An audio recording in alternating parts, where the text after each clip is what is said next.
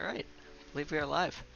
Welcome to the Power Play Perspective Podcast, Episode 2, run by myself. Might adjust the music volume here, it's a little loud.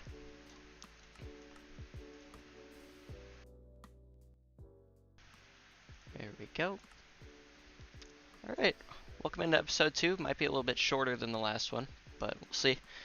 Got some mailbag questions to go over, brand new segment, and then of course, a little overview of the last week or so. We're at a streak at 2 of doing episodes every Saturday. It's our highest one. Hard to believe, I know. But yeah, should be a pretty fun episode here. But I guess we just go ahead and start with the brand new mailbag. We'll try to do this, once every other week, once a week maybe. And first question coming in is, who are the top draftees in Season 7? Or Season 17, excuse me. It's an interesting question.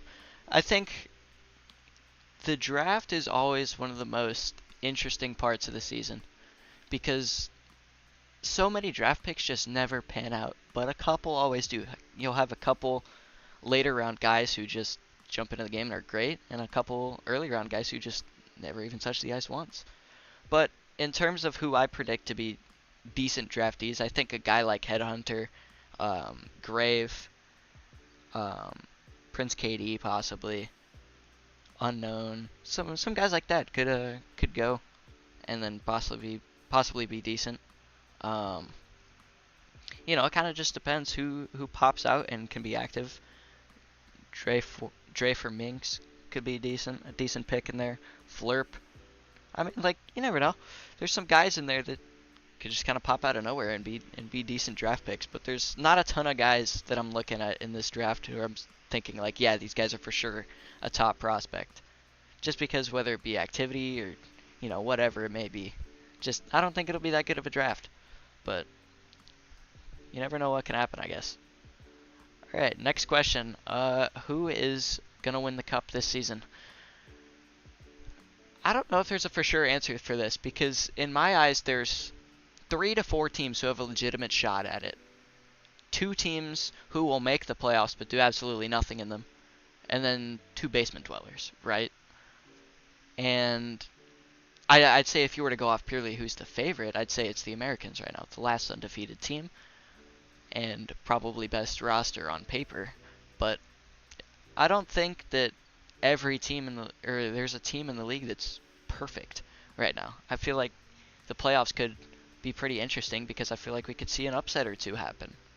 None of these teams are perfect. Every team seems to have that one glaring flaw. So I don't think there is a clear cup favorite. But as for the dark horses, I think there's obviously whoever makes the playoffs of that mosh pit that is the bottom of the league right now. And I suppose at this point, because of the matchups, you could say Boston and Halifax are both dark horses because they both have to go through either Niagara or Chicago in that second round, assuming they get out of the first round. So I don't know, it's a bit of an interesting debate on if there's a real cup favorite.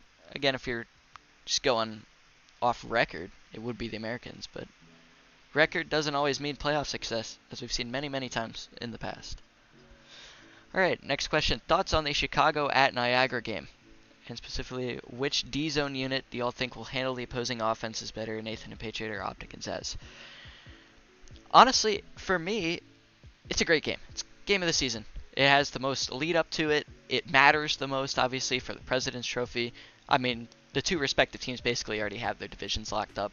So, in terms of that, it doesn't matter too much. But in terms of bragging rights, finding out who might be that cup favorite, and yeah, for the President's Trophy, it does matter a lot. And for me, on the ice, I don't think it's going to matter as much in the D zone, but I think it's going to matter more in the O zone. Which offense is going to be able to produce more? Cam and Aklipa have been awesome so far this season, but you can also make the argument that they haven't really played any real teams quite yet.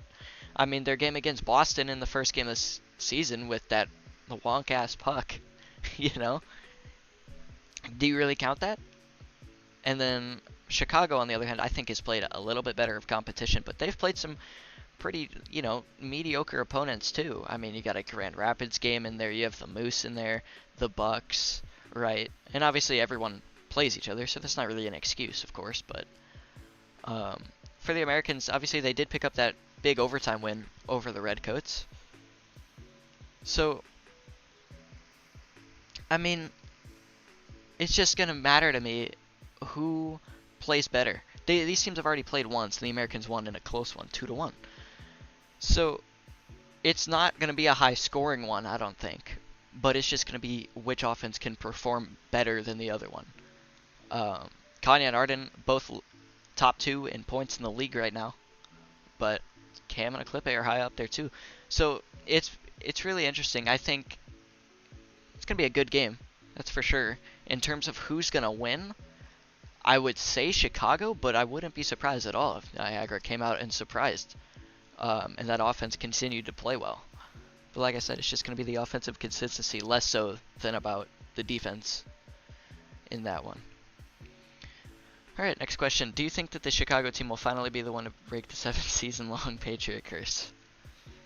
It's possible, but there's some tough teams you got to go through in the playoffs. So anything can happen, to be 100% honest. And you just have to stay composed if you're Chicago. That's going to be their problem. I think a lot of the guys on Chicago can let their opponents get in their head a little bit. An early goal, or, whatever it may be. Bad call.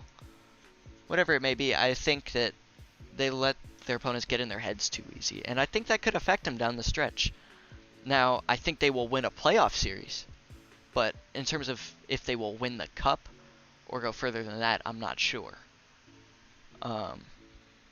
Only because, like I said, the roster's kind of split half and half. Half the team has found tremendous playoff success in recent seasons with Arden and Kanye. And then the other half really hasn't with Nathan and Patriot. And they've both been on good teams too. It's not necessarily their fault that they haven't seen that playoff success. But I don't know. I see them having good success, but I'm not sure if they're a cup team, but we'll see. A lot can happen when the playoffs come around. Alright, next question. With Halifax being a dark horse in the Canadian division, do you think that Niagara will have a hard-fought series to go through? This is going to be a little bit biased, of course, but I think so. I don't think it's going to be a pushover series, and I could see it definitely going 5. And it could go either way, if I'm honest. If you look at the teams, they're fairly well balanced. Obviously, in the first time they met, missing a couple players for Halifax, they've loaded up on a ton of talent over the past couple of weeks through trades and other acquisitions. So for Niagara, I think they've been great too. Their roster is also great. But honestly, it's just going to come down to who's more composed. I think Niagara has the better offense, but I'm a little bit questionable of that defense. And with Halifax, I feel like they have a bit better of a safety blanket back there with Q than Optic. So I think it would be a very competitive series. And if it happens, I'd be excited to see it, win or lose, So I think it'll be a lot of fun if it were to happen. And I wouldn't be I don't know if there's a clear favorite in that series. Obviously on paper it's Niagara, but if you look at the teams deeper, I don't know if you can confidently make that decision, especially in a best of 5 series when teams are starting to feel each other out and everything. Alright, moving on. Which team between the Grand Rapids Thunderhawks, Charlottetown Vikings, Minnesota Moose, and Hartford Bucks makes it to the playoffs? I mean, there's one okay team being Grand Rapids, and the other 3 are just god awful. All 3 of them. I don't know. I mean, I'd say right now the favorite is probably Hartford, because I feel like they have just that slight edge over a couple of these other teams. But at the same time, the Minnesota Moose have started to look better, as we saw last night with the game. So I think they could have a chance. Charlottetown, I think, is done. There's 6 days left for games till the regular season ends. They have 7 games to play. I would be shocked if they play at all. I think they're done. They're as good as done. So it's between either the Moose and Hartford. I think Grand Rapids gets in. They already have one win, and they have some easier games coming up. I think that they can definitely get in. But for the other three, I will say Hartford, but I'm not entirely confident in that pick. I could see Montreal possibly winning one of those games.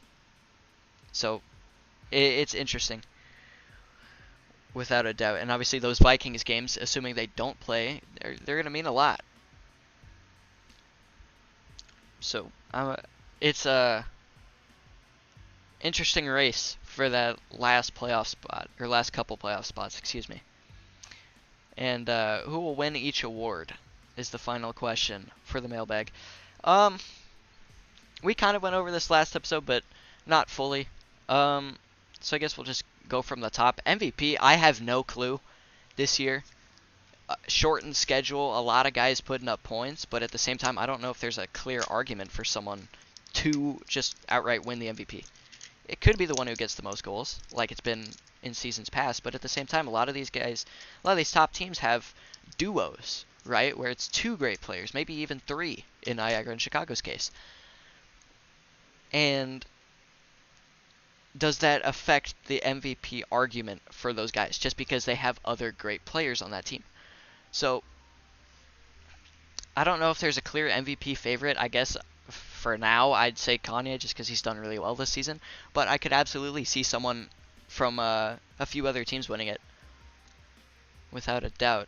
Most goals, I think this one, I think it will be Kanye. He's got a pretty decent cushion on everyone else right now. But it's going to come down to just who scores more in these final couple games here for those top two teams, realistically.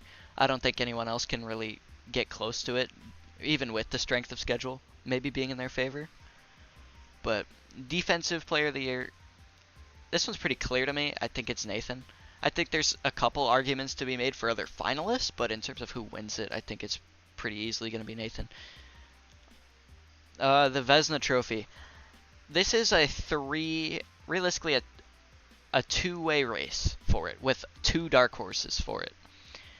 And that is Zaz and Patriot obviously being the front runners, and then I'd say you have Sports for Memes, Chronix, and maybe even Kazu as dark horses for it. But I don't know if any of those bottom three will win it, just because of the quality of games possibly. Chronix has missed a couple games in favor of Hockey Man, of course, and he really hasn't faced a ton of shots. I know that argument can be made for Zaz and Patriot too, but they've at least beat some better opponents. I'd say Sports is on too bad of a team and doesn't have quite the stats. And he's gotten pulled a couple times with a few minutes left where his stats didn't get counted. With those stats, his stats look a lot worse. And then, of course, Kazu, he just hasn't been too great. He hasn't been bad, but he's had a couple off games. So I think that's ruined his chances at a possible Vezina. The Rookie of the Year, it's pretty clearly Arden. I don't think there's really... I mean, there's guys like Emotion who could challenge for it, but Arden's second in the league in points right now as a rookie, so I don't know if that one's much of a debate. Okay, best team player. This one doesn't really matter. It's basically opinion and whoever the judges think deserves it the most, but I could see like a guy like SEP taking it. A guy like Cyrus possibly as well could grab it. Maybe one of the guys on the lower level teams for just sticking by him. It doesn't, it's one of those awards that doesn't matter near as much as the other ones. Comeback player of the year, it's a Clip A. Very clearly it is a Clip A. I think there was a bit of an argument earlier on in the season. I mean, maybe Jeff, but Jeff's only played a game, and they have two left max. So I think it's a Clip A very clearly. Just he's done so well with points. So I think that will belong to a Clip A. The President's Trophy, I think, will go to Chicago. That one earlier loss from Niagara makes things difficult, meaning that it's a must-win game for them if they want the President's Trophy against them when they play the second time. Playoff MVP, I'm not going to go into that because we don't even know who's going to make the playoffs yet. Best goalie tandem. Honestly, I could see a team I think either Boston will get it or Hartford because they're the only teams who have run 2 goalies throughout the season. So I think it's between those two. Could go either way though. Best playmaker, just really for the most assists. I could see someone like Cyrus winning it again. Someone like Arden could possibly challenge. Maybe Eclipe or Cam. Not really sure which one of them leads their team in assists right now. Best GM, I think this one is going to go to Kazu only because he's built his team through trades with the Highlanders and not just signings. Because realistically, most of the other owners have just signed and then done absolutely nothing the rest of the year. And that's fine. There's nothing wrong with that. But in terms of the best general manager for making moves, I think it is probably Kazu. Dedication to hockey. This award does not matter at all. But I don't know. It could go to someone on the Moose, maybe, or the Bucks. This award typically favors the bad teams, so they could definitely grab that, which I guess would be nice to have an award for those lower teams. The 5th man of the year for basically best bench player. I feel like this one could go to SEP for sure. Maybe someone on the Moose, just because they have a bunch of players who've rotated throughout the season. But I think SEP's been the best of the bench players seeing game time. Just he's a skater and he's put up all right numbers as far as bench players go. But yeah, a lot of the awards are up in the air, but of others you can already pretty much tell who's gonna win it. All right, that is it for the mailbag. Pretty successful, I'd say. But now let's go into the trade deadline. It passed just a few days ago. A couple other trades to go over. The first one, a 3-way trade. The Minnesota Moose, or excuse me, not Minnesota, the Montreal Moose receive Packers. The Boston Redcoats receive Jeffrey LOL, and the Charlottetown Vikings receive Spines. This trade, obviously, a couple of the players didn't end up sticking around for long, and by that I mean one of them. But I mean, it's at the time good trade for Boston. They get their guy. It's a bit of a downgrade in my opinion from Jeff to Spines, but that's just because Spines hasn't played a whole lot. I would exaggerate it a lot more if Spines had played more games, but he hasn't, and he's also on a team that realistically is on track to play maybe one more game the rest of the year. The Moose, decent trade for them. I mean, they ended up getting rid of him later that day, or maybe later the next day, but not a bad trade. You don't lose anything. And for the Vikings, it's a good trade if you plan on playing games, but doesn't look like they do. So the very next day had another trade involving the Charlottetown Vikings and the Montreal Moose, with the Charlottetown Vikings getting Packers back for some reason. I don't know why you trade him in the first place, but they get him back, and heading the other way is Vaculate Beef, Zebra Orange, and 2 firsts and 2 second-round picks. I think this is a fleece from the Moose, just because, I mean, he already signed an extension with them. You get picks that may or may not turn into something, and you get a throw-in with Vac. But, I mean, with Packers probably not going to play, with none of the Vikings really wanting to play, I think this is a steal for the Moose. And it's been a pretty down team all year, but that's a good trade. That's definitely one of the highlights of their season for sure. It's a big trade.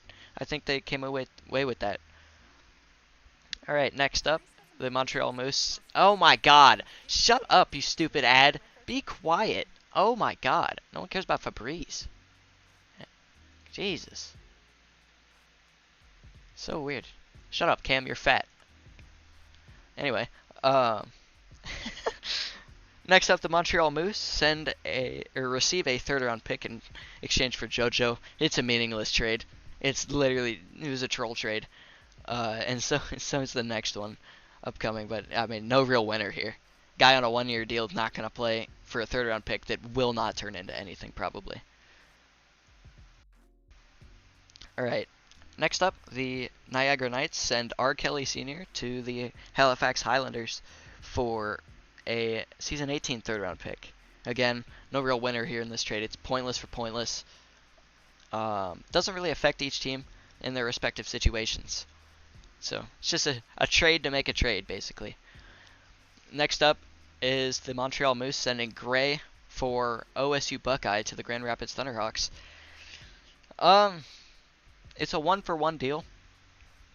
I mean, neither of these guys have been good this season. Gray's at least played more. OSU Buckeye had a rough game in his debut. Hasn't seen the ice since. It doesn't really change either team's situation.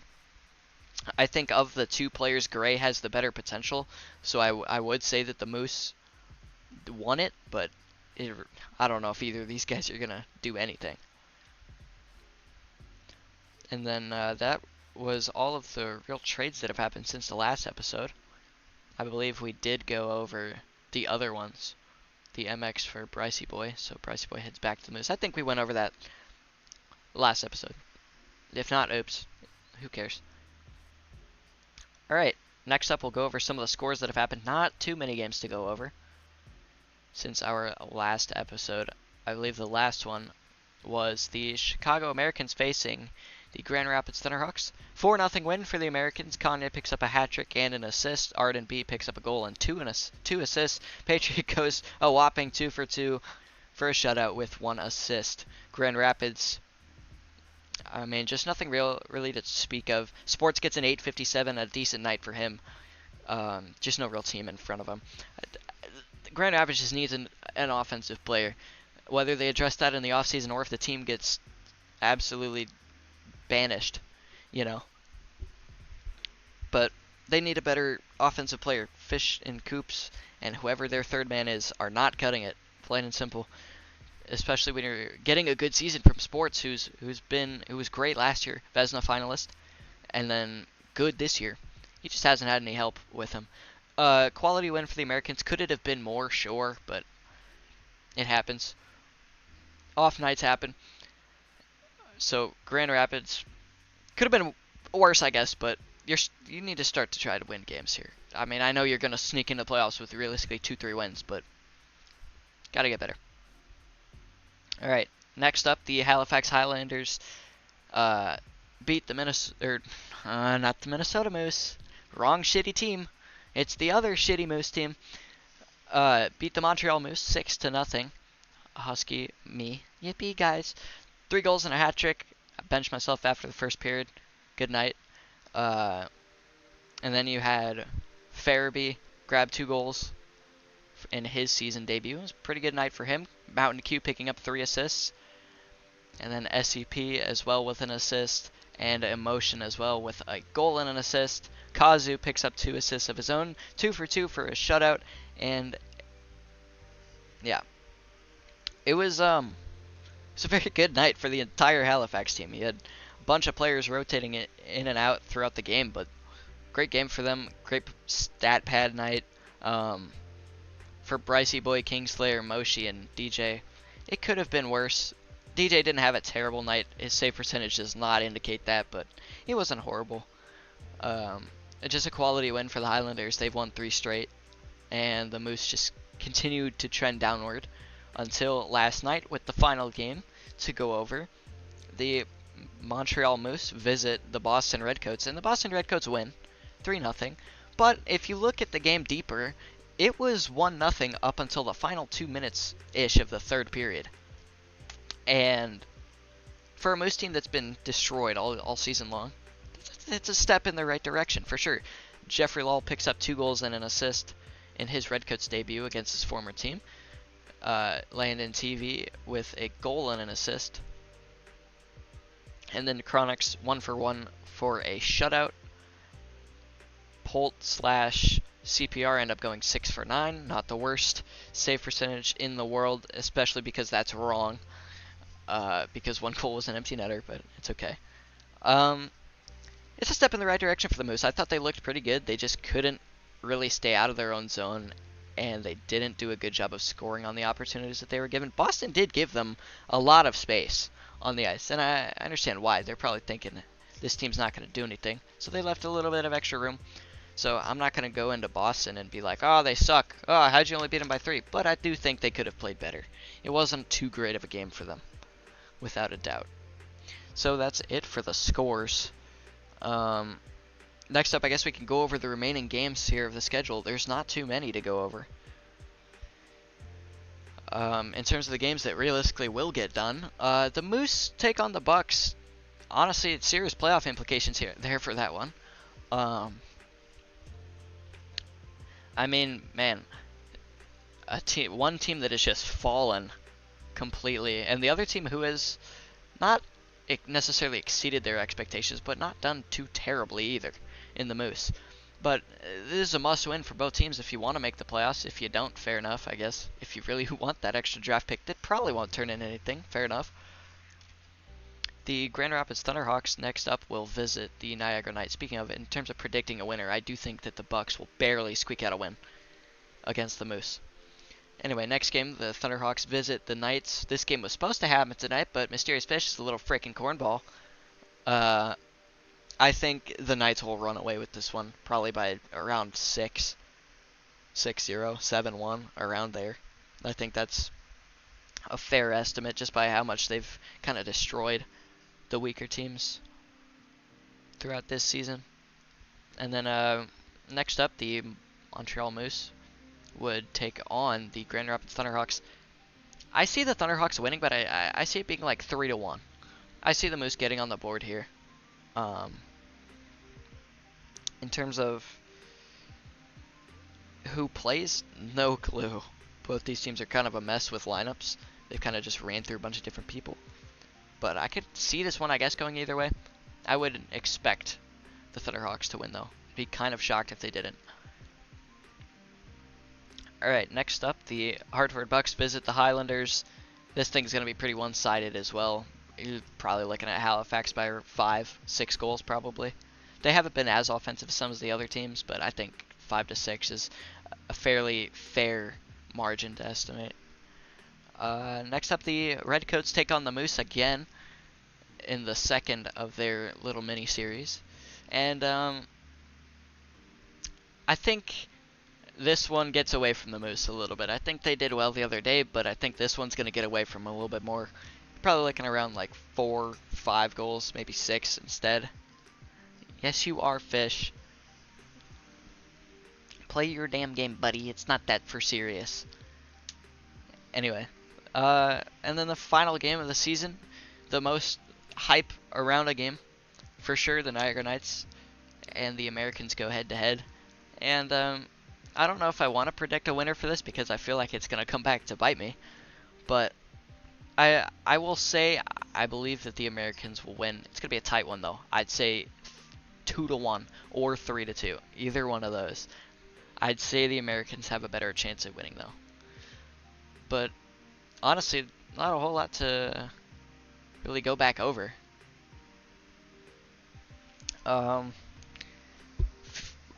Season's starting to come to a close here.